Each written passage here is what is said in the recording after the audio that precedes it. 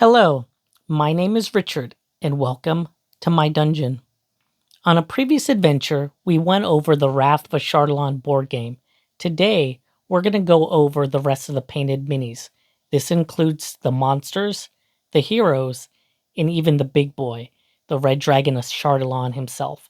And finally, we're going to go over Army Painter's Battlefield basing set and use it to finish up some of the figures' bases. Dungeon Crawlers Level 1. First up were the cave bears.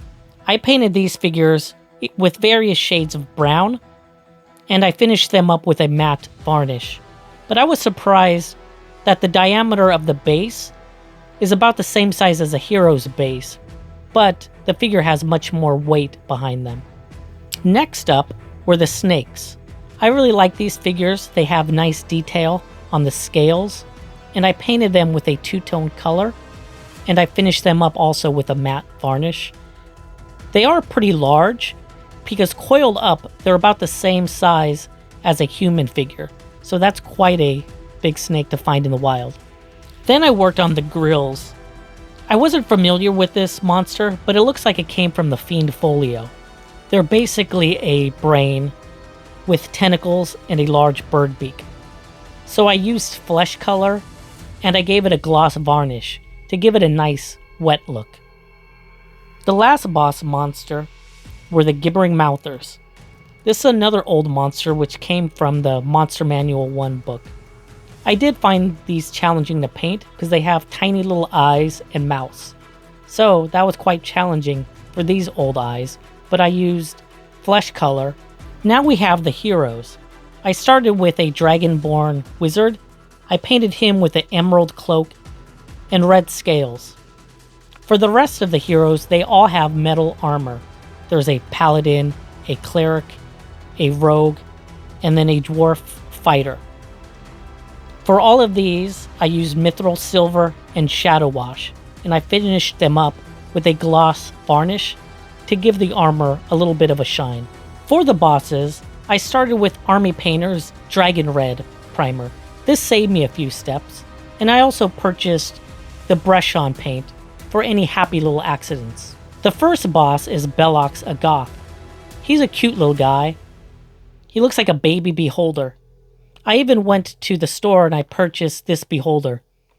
He's crazy detailed, and when my skills are leveled up, I'll give it a try. Here are the next figures. It's a Rage Drake and an Otyugh.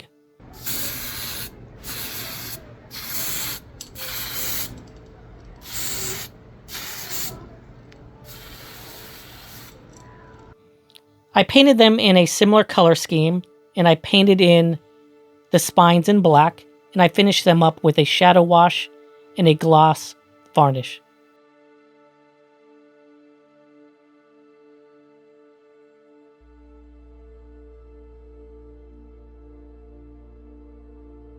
Here's the Big Daddy, Ashardalon.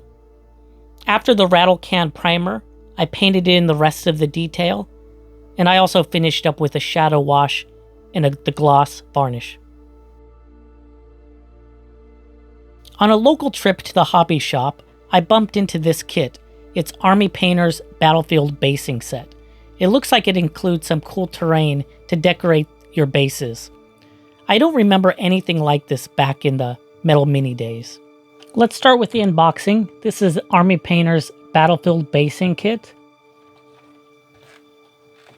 Looks like it includes 5 different types of terrain, plus the glue. Some of these pictures are pretty cool.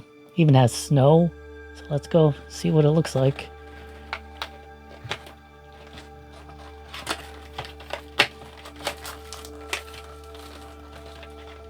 Okay.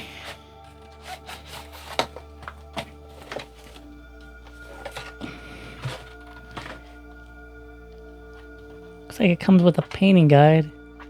This is the same one that the other kits came with. Nothing specific for terrain. Let's see. Here's the kit.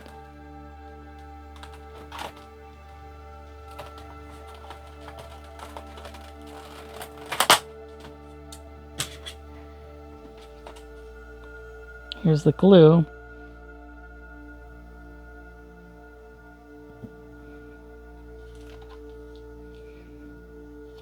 This looks like it's tufts of grass. Here's sand. I think that could simulate snow. Here's some grass. Some bigger pebbles, which would be rocks. Looks like they're various sizes in here.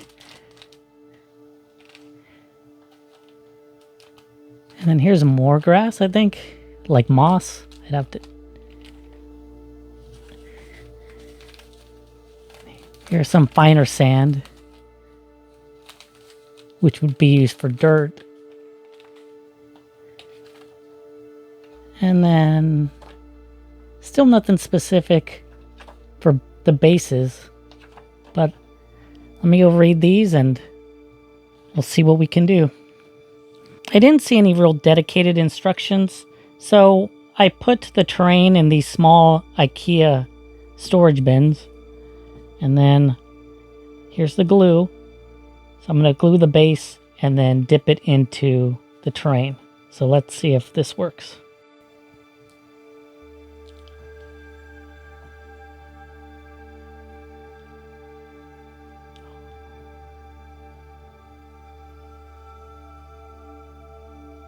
Okay, this is after the first attempt. So I'm going to go and clean it up, but I wasn't surprised. I was surprised how thick it came out. Came out pretty like a thick Elmer's glue. And I got some on the edges that I took out. So I'll have to finish this up and fix it up a little bit. Here's how the Rage Strike turned out. I added the sand and then some few rocks and then a tuft of grass. To help spread out the glue, I did have a micro applicator, and this really helped. For Ashardalon, I used the rock terrain, but then I did add some grass also to the top of the rocks that came with the figure.